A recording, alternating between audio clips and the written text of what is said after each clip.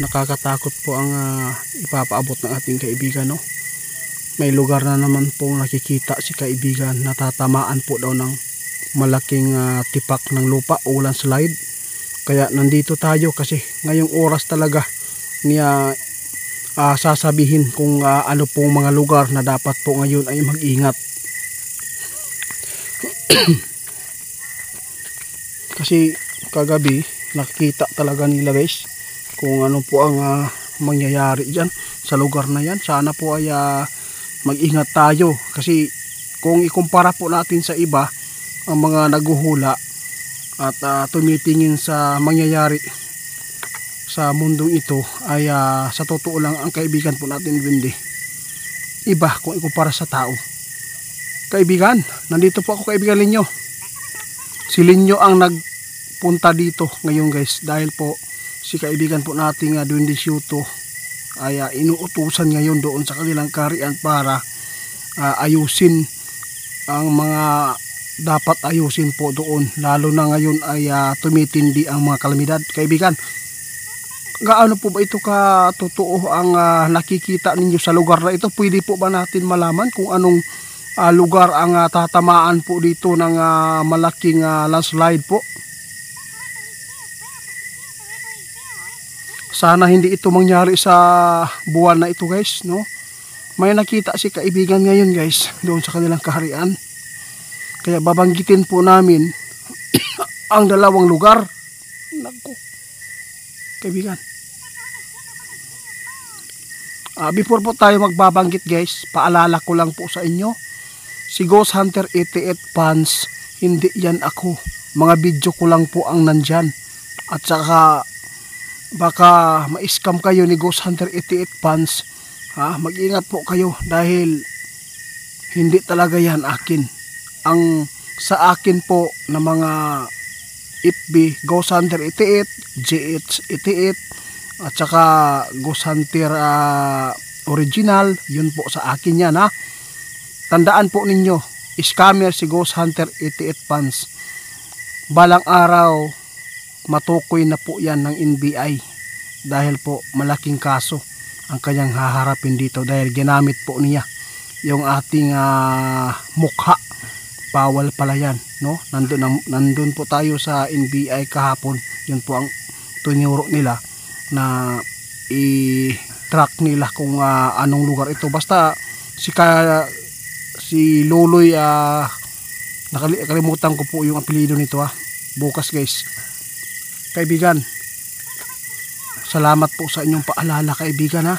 Pwede po ba natin malaman kung kailan talaga itong nagkikita ninyo ngayon na sa lugar na yan na tatamaan po ng tipak o landslide na lugar? Guys, nag-ingon si kaibigan, no? Ang sabi ng ating kaibigan, hindi po ito ginawa ng ating kaibigan para manakot sa lugar nyo. Ang sa amin lang, makapaghatid kami ng paalala, baka po ay nagkampante na kayo sa tinitirhan po daw ninyo. Saan po kaibigan? Walang ibang nakikita si kaibigan po ngayon sa mga lugar na ito. Dalawa. Mag-ingat po ang Baguio City. Number 1 po kayo dito. Kung makasagupa kayo daw ng malakas na ulan dyan, dapat isip agad ang inyong pamilya, lalo na yung mga nasa baba na mga bahay. Asan pa kaibigan?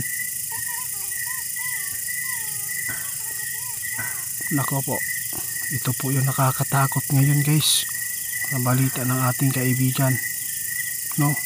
Hindi lang pala dalawa. Sa Laguna, mag-ingat kayo. May nakita si kaibigan na sign dyan na may problema din po dyan na kalamidad. Lalo na yung Liti ngayon guys, no? Mag-ingat kayo sa landslide. Yun po ang mga nakita ng mga Windy na mga lugar kaibigan. Maraming salamat kaibigan dahil po ay pinayagan kayo ng ating hari na ito ay ipaabot ninyo ang inyong nakikita ngayon sa mga lugar na binabanggit nyo naman nakikita nyo dito sa doon sa kaharian nyo. Mga kaibigan, guys, Ito po ang mga babala ng ating kaibigan. Tandaan po ninyo kung maulan man dyan, lalo na sa Disyembre, no? Hindi talaga maiwasan ang tag-ulan eh. Mag-ingat kayo, lalo na binabanggit ng ating kaibigan. Hindi po ito ay pananakot, kundi nagpaalala ang ating kaibigan sa kanilang nakikita doon na magaganap sa mga lugar na ito. Kaya nagpapasalamat ako dahil po sa inyong kabutihan.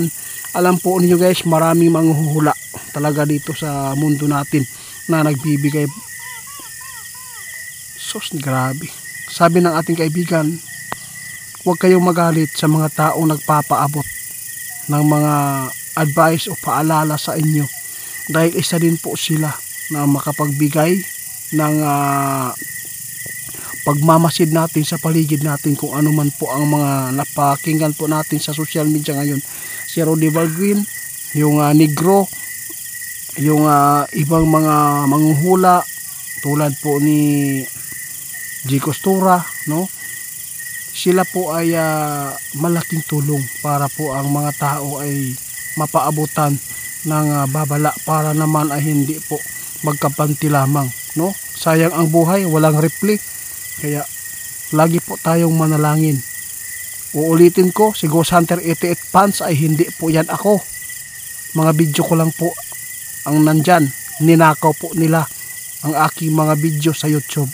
Mag-ingat kayo sa mga scammer ngayon. Huwag kayong agad-agad magpapadala ng pera, no? Kung may natanggap kayo na mga order po ninyo na galing po kay Ghost Hunter 88 Pants, kung hindi Davao del Norte na address na maibigay niya, hindi yan sa akin, ha? Hindi yan sa akin yung anong tawag dito, yung address niya, ha? Basta Davao del Norte, sa akin po.